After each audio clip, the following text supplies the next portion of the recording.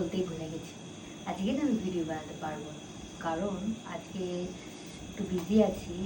আসলে 1 মাস পর আমার একটু এক্সামিনেশন আছে। কি ভাবি, এটাই বলবো? একদমই না, আসছি না। নমস্কার, সবাই কেমন আছো? আশা করি সবাই খুব ভালো আছো। আমি উর্বি চলে এসেছি আবার একবার। শোনো, তোমাদের আমি আগের দিন বলেছিলাম যে আমি প্রাইমারি স্কুলের টিচার, আর তার সাথে সাথে একটা হাউসওয়াইফ।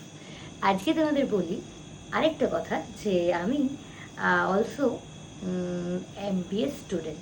অনলাইনে আমার MBA কোর্স ফিনিশ করছি, ফার্স্ট সেমিস্টার। তো তারই এক্সামের প্রস্তুতি চলছে, 1 মাস পর পরীক্ষা। তোমাদের কেন করছি MBA সেটাও জানাবো নিশ্চয়ই, কারণ আমার বিয়ে হয়ে গেছে, আমি অলরেডি একটু প্রাইমারি স্কুলের টিচার। তার সাথে সাথে আমার হাজব্যান্ডও জব করে, ভালোই জব করে, ঠিক আছে। বাট তাহলে কেন দরকার আমার MBA করা? তাহলে তোমাদের একটা গল্প বলি। জ্যাক অ্যান্ড জিল দুজনকে একটা জঙ্গলের মধ্যে ছেড়ে দেওয়া হলো। জ্যাককে একটা আলাদা জায়গায় ছাড়া হয়েছিল, অ্যান্ড জিলকে একটা আলাদা জায়গায় ছাড়া হয়েছিল। এবারে জ্যাক কি করলো, পরের দিন সকালবেলায় উঠে খাবারের সন্ধানে বেরিয়ে পড়লো, কারণ বেশি রাত হয়ে গেলে খাবারের সন্ধান পাবে না, কারণ জঙ্গল পশু পাখির ভয়। তাই জন্য জ্যাক সকাল সকাল বেরিয়ে গেল, প্রচুর ফল তুললো, ফল কিছু খেলো, কিছু সঞ্চয় করলো। রাস্তায় কিছু পশু, মানে টাইগার বা লায়নের কিছু পড়ে থাকা মিট ছিল, সেগুলো তুলে নিয়ে এলো, ঠিক আছে। তারপরে দিনের শেষে গুহার মধ্যে এসে খাবার সঞ্চয় করলো এবং ঘুমিয়ে পড়লো। পরের দিন সকালবেলায় জ্যাক আবার উঠলো এবং যা পড়ে থাকা খাবার ছিল সেগুলো খেয়ে তারপরে আবার খাবারের সন্ধানে বেরোলো, আবার খাবার সঞ্চয় করলো, আবার চলে এলো। এরকম করতে করতেই জ্যাকের জীবন চলছিল খুব ভালো। তারপরে একদিন কি হলো, একটা বিরাট বিপর্যয় এলো। সেটা কি না, প্রচুর বৃষ্টি। সেই বৃষ্টি থামে না, প্রায় কন্টিনিউয়াসলি 3-4 দিন করতে করতে 1 সপ্তাহ টানা বৃষ্টি। বাট জ্যাকের খাবার এদিকে শেষ হয়ে গেল। তারপরে জ্যাক খাবার না খেয়ে দুর্বল হয়ে পড়লো, অনেক অসুস্থ হয়ে পড়লো।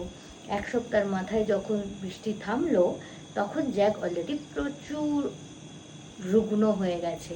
কষ্ট করেও যাক, তারপরেও সেই অবস্থাতেও তাকে বেরোতে হলো, খাবার আনতে হলো। বাট আসার পথে তার দুর্বলতার সুযোগ নিয়ে শক্তিশালী পশুরা তাকে খেয়ে ফেলল। এই ছিল জ্যাকের জীবন শেষ। এবার আসো জিলের কথা। জিল জিলও সেম। সেদিন সকালবেলায় জিল বেরোনোর আগে একটা পাশে একটা গাছের ডাল কেটে একটু ছুচলো করে নিজের সাথে নিয়ে বেরোলো, কারণ জিল জানলো যে জঙ্গলের মধ্যে যদি আমি বেরোই, সবার আগে আমার সেফটিটা খুব জরুরি। তারপরে জিল রাস্তায় বেরোলো, ঠিক জ্যাকের মতোই।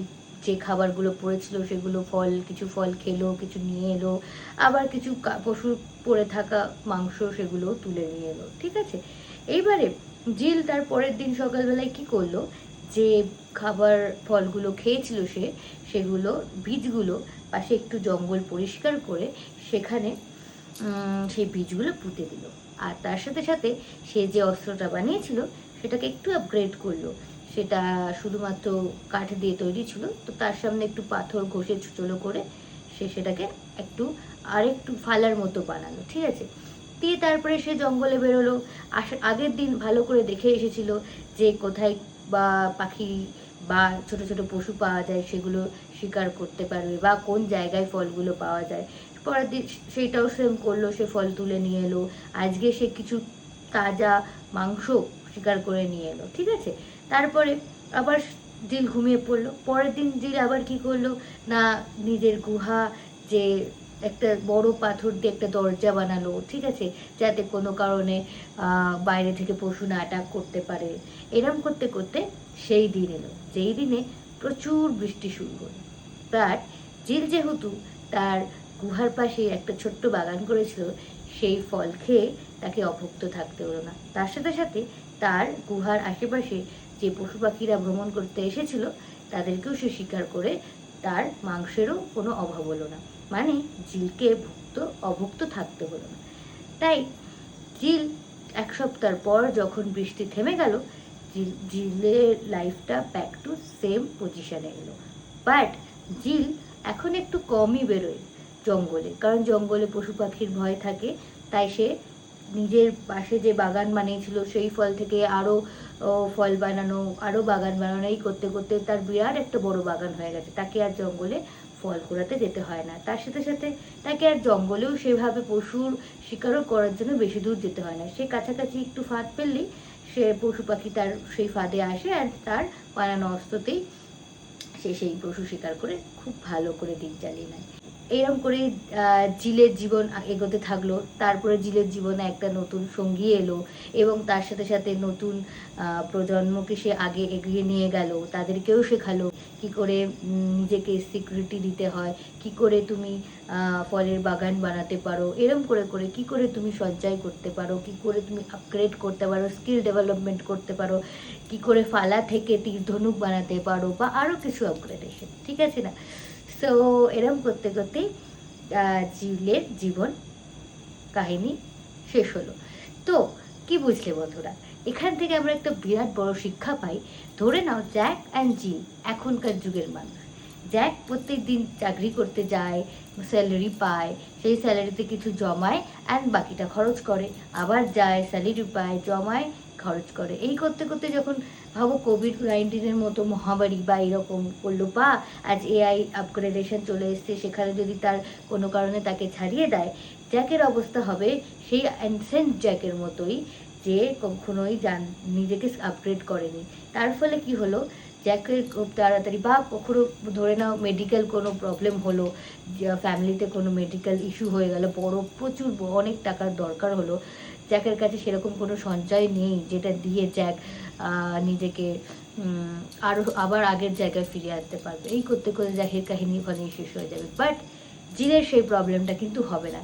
যতই কোভিড-19 আসুক কিংবা এআই আপগ্রেডেশন হোক, যেহেতু জিল নিজেকে আপগ্রেড করে নিয়েছে আর তার জন্য অলরেডি একটা ফলের বাগান বানিয়ে রেখেছে, সেই চাকরি ছেড়ে তার ফলের বাগানে সে খুব ভালো করেই নিজের জীবন আপগ্রেড করতে পারবে, আর তার জীবন সে মহা আনন্দে কাটাতে পারবে। তো এখান থেকে আশা করি তোমরা বুঝতে পারছো যে কেন মানুষের জীবনটায় আপগ্রেডেশনটা খুব জরুরি। এজ ডাজেন্ট ম্যাটার, কারণ কোভিড-19 আজ আসবে কি আজ থেকে 10 বছর আসবে সেটা হয়তো আমরা জানি না।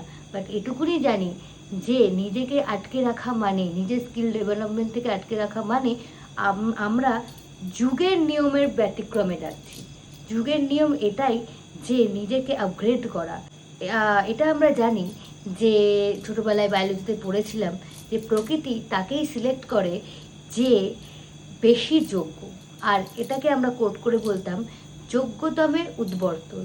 মানে যে যোগ্য তাকেই প্রকৃতি সিলেক্ট করে, ঠিক আছে?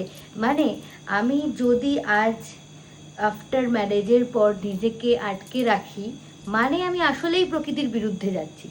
বাট আমি যদি আজ বিয়ের পরেও নিজেকে স্কিল ডেভেলপমেন্ট করি, বা আমি কেউ কেউ হাতের কাজ করে, বা এমন কিছু স্কিল ডেভেলপমেন্ট যেটা তাকে একটা নিজের আলাদা জগৎ তৈরি করতে হেল্প করে, সেটা আসলেই কিন্তু প্রকৃতির নিয়মের সাথে যায়। তো যারা তোমাকে যদি বলে বিয়ে হয়ে গেছে, এখন চাকরি করার কি দরকার, কি ব্যবসা করার কি দরকার, কি পড়াশোনা করার দরকার, তাদের কথাকে ইগনোর করাটা এতটাই জরুরি। কারণ যারা বলছে তারা আসলে প্রকৃতির নিয়মের বিরুদ্ধে যাচ্ছে, আর তুমি যদি যাও মানে আসলেই তুমি প্রকৃতির ঠিক জোনেই যাচ্ছ। তো please do not listen to anybody, just do whatever you want to do. So লাস্টে টেক কেয়ার, নিজেকে ভালো রেখো আর সবাইকে ভালো রাখতে সাহায্য করো। Okay, good night, by.